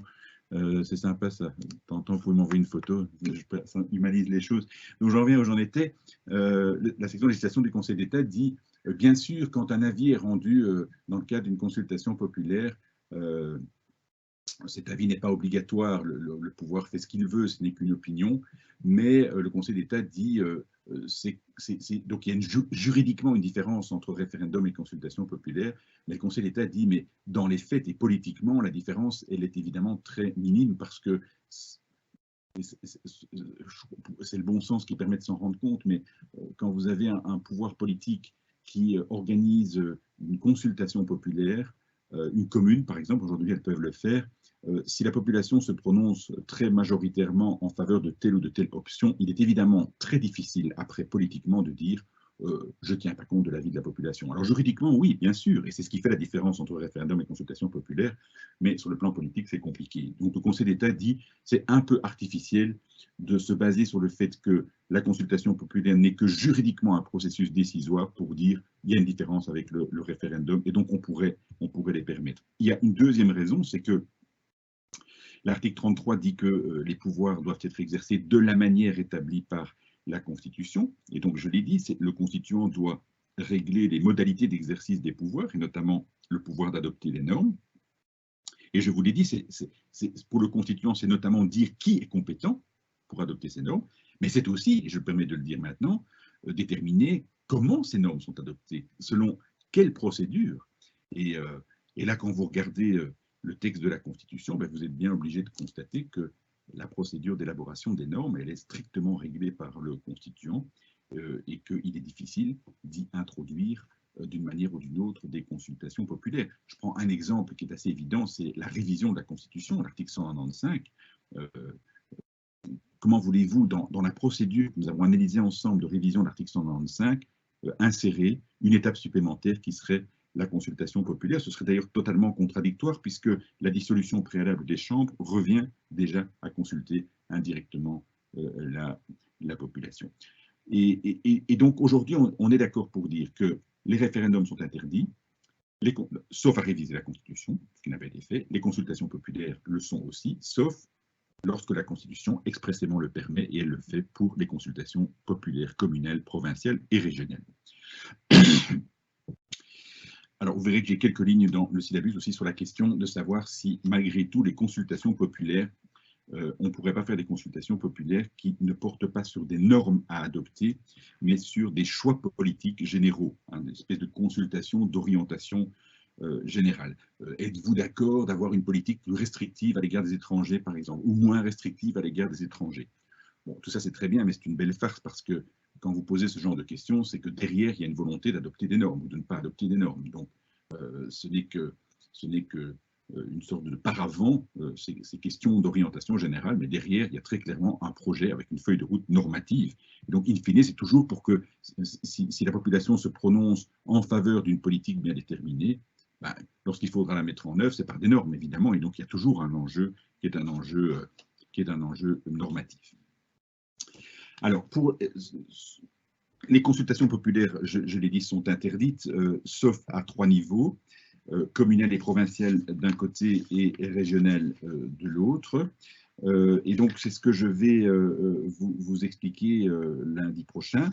Lundi prochain, on va aborder ces consultations. Alors, je vais en rester et pour les consultations populaires communales et pour les consultations populaires régionales, je vous le dis tout de suite, je vais en rester juste aux bases constitutionnelles de ces consultations. On ne va pas analyser les modalités de ces consultations, mais les bases constitutionnelles.